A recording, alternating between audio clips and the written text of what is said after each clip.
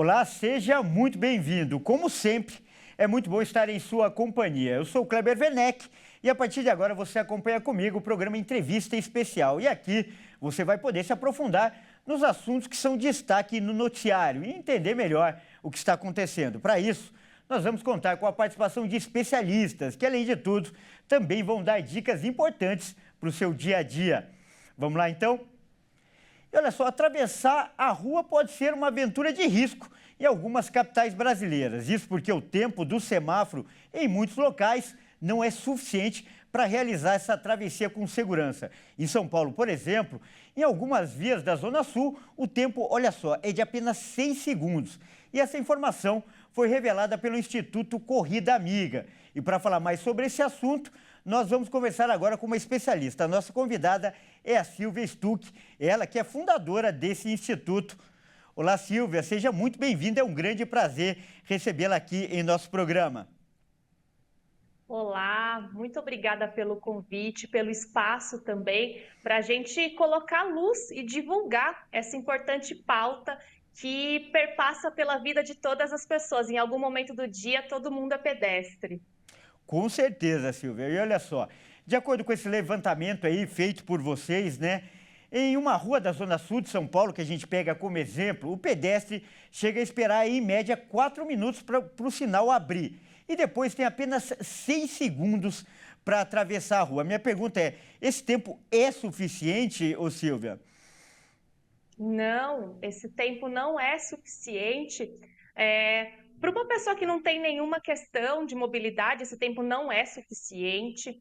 E se a gente pensar na população idosa, em criança, em pessoa com deficiência, e até mesmo no nosso direito de vir, né? Por que que eu tenho que atravessar correndo a rua? Então, esse tempo ele não é condizente com o deslocamento e com os tempos das pessoas na cidade.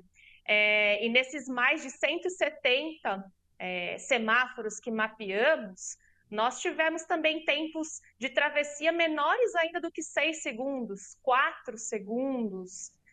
Então, assim, é um curtíssimo tempo para atravessar e depois um longo tempo de espera. Então, a gente tem que realmente revisar o ciclo semafórico como um todo para que ele esteja alinhado a legislações como a Lei Brasileira de Inclusão, a própria legislação, né, federal, o Código de Trânsito Brasileiro, Política Nacional de Mobilidade Urbana, que coloca a priorização do deslocamento a pé, do deslocamento das pessoas pela cidade. Não é isso que a gente verificou com o nosso mapeamento.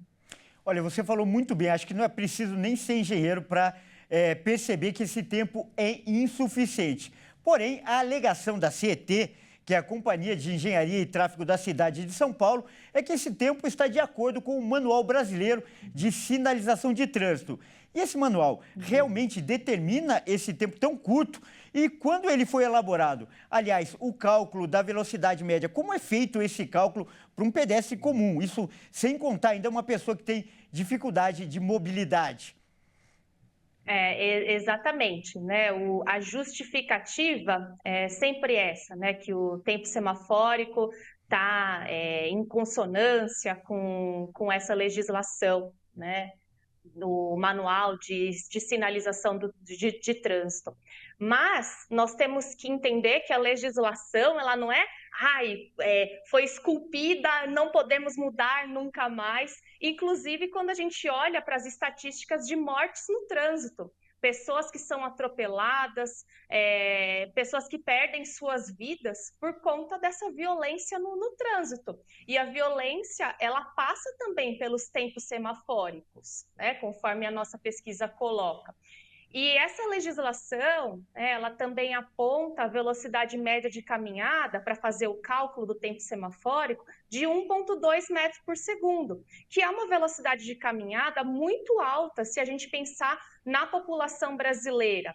E aí, nessa evolução da legislação, que ela tem que ser condizente com aquilo que a rua apresenta, nós temos recentemente o Estatuto do Pedestre na cidade de São Paulo, que inclusive já determina mudanças nesses tempos de velocidade de caminhada para fazer o cálculo do tempo semafórico. colocando velocidades menores, que acompanham, né, o tempo de caminhada de uma criança, de uma pessoa com deficiência, de uma pessoa idosa. Então, assim, colocar a justificativa numa legislação que foi feita lá atrás, e comparando isso com as estatísticas de mortes no trânsito, a gente precisa urgentemente rever essas normativas, né? Inclusive, uma outra questão que também a CT aponta em relação ao vermelho piscante, né? Aquela fase de vermelho piscante. E a própria, que eles colocam que os 8 segundos ali ainda é a prioridade para o pedestre terminar sua travessia. Mas quando a gente vai olhar para uma pesquisa feita, inclusive, pela própria CT em 2022, coloca que cerca de 70% da população não entende esse tempo, esses 8 segundos de vermelho piscante, como ainda sendo prioridade para ela finalizar a sua travessia com segurança, com conforto. Muitos começam a correr já, outros nem atravessam quando está no vermelho piscante.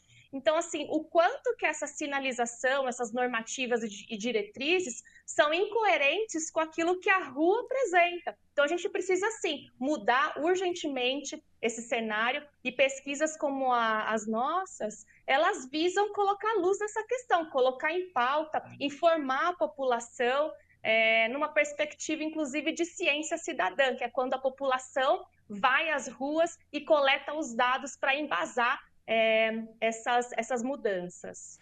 Que alerta importante, hein, Silvia? E, ó, além do tempo, o espaço físico é outro problema, né? Em muitos casos, a pessoa não conta com uma calçada ali para esperar. Elas ficam em uma espécie de ilha, ou então no meio-fio mesmo, o que aumenta o risco de atropelamento também, né, Silvia? Total. Esse é um outro ponto importante, porque quando a gente fala da mobilidade a pé, que é o transporte a pé, a caminhada, ela é o meio de transporte mais primordial e utilizado pela população e que conecta com todos os outros meios de transporte. E a mobilidade a pé, ela precisa, assim como os outros meios de transporte, ser entendida e planejada em rede. Então, pensar na rede de mobilidade a pé. Eu preciso ter uma calçada boa, depois uma travessia boa, eu preciso ter arborização, eu preciso ter segurança pública, segurança viária, atratividade, acessibilidade. Então, além da revisão dos tempos semafóricos, é pensar, então, nesse planejamento, na infraestrutura e serviços para a mobilidade ativa, conectada ao transporte público coletivo de forma integrada. Tá certo, então? Nós acabamos de conversar com a Silvia Stuck, ela que é fundadora do Instituto Corrida Amiga. Silvia, muito obrigado. E esse nome, Corrida Amiga, define bem essa situação. Então, quero dar parabéns por esse trabalho e agradecer e deixar aqui esses 30 segundos aí para você deixar uma mensagem para as pessoas que nos assistem. Muito obrigada pelo espaço novamente. Bom, no Corrida Amiga, a gente tem um lema das micro-revoluções urbanas.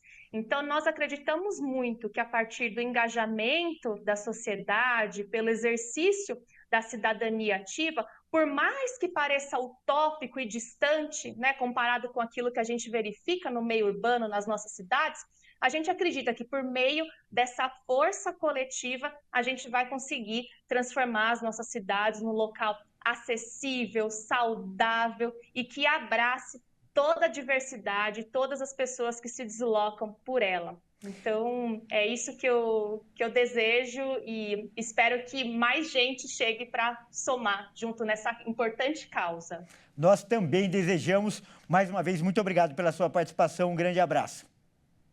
Abraço. Tchau, tchau.